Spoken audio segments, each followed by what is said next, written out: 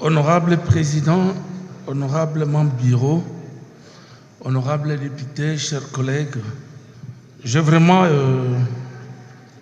la responsabilité de saluer notre collègue, l'initiateur de cette proposition ici, parce que c'est pour moi quelque chose qui vient réaffirmer l'engagement sincère de notre nation au respect des textes que nous avons ratifiés nous-mêmes.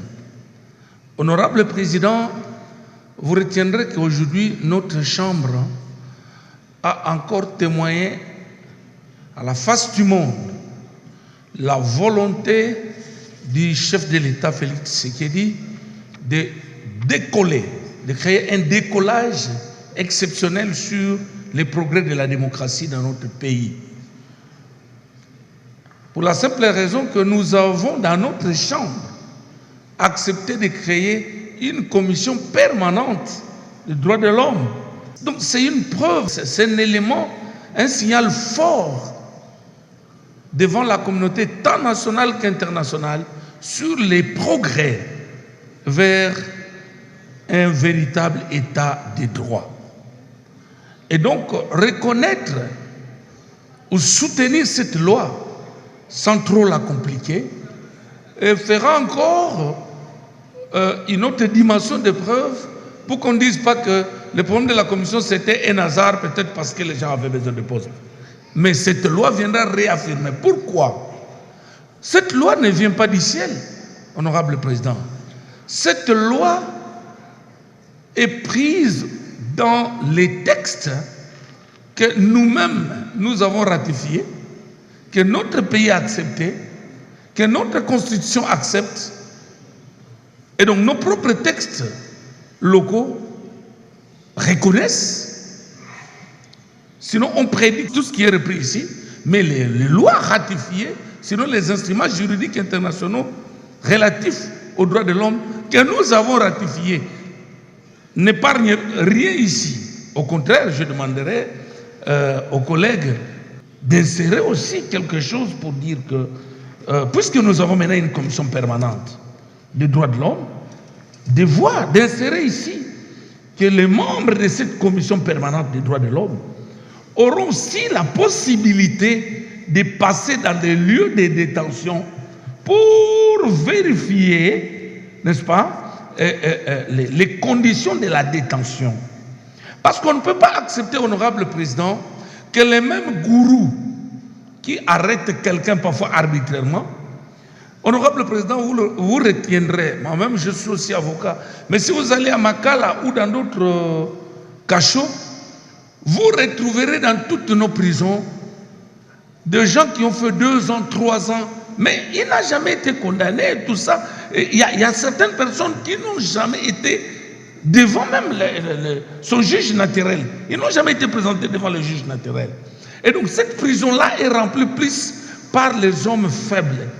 Et des fois, je félicite les chefs de l'État lorsqu'ils décrivent parfois certains comportements irréguliers de certains magistrats. C'est vrai que nous avons des grands magistrats qui suivent des choses au sérieux, mais il y a certaines personnes, certains auxiliaires de la justice, honorable Président, qui font la honte de la République.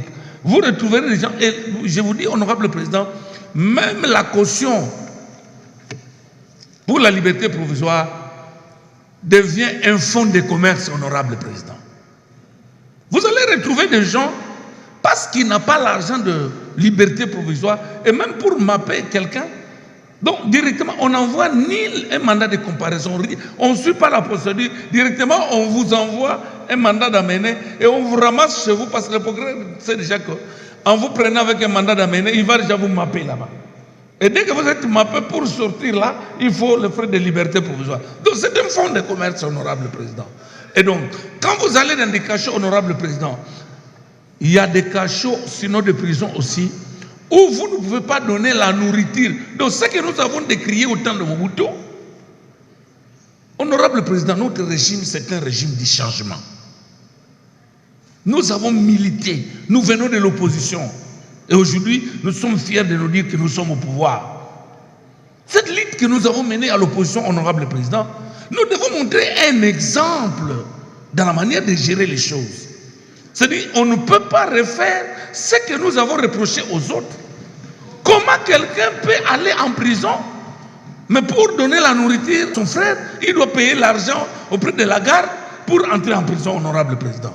Il y a des choses graves qui se passent là-bas. Il y a des choses graves qui se passent. Voilà pourquoi nous disons, honorable président, cette loi doit être soutenue à 100%, mais cette incise-là doit être ajoutée, que les membres du commission parlementaire permanente doivent visiter. Parce que le premier défenseur des droits de l'homme, c'est l'État. C'est l'État qui est censé défendre les droits de l'homme. Et nous, les députés, nous devons savoir que nous sommes les premiers défenseurs des droits de l'homme. D'autant plus que nous avons le mandat du peuple.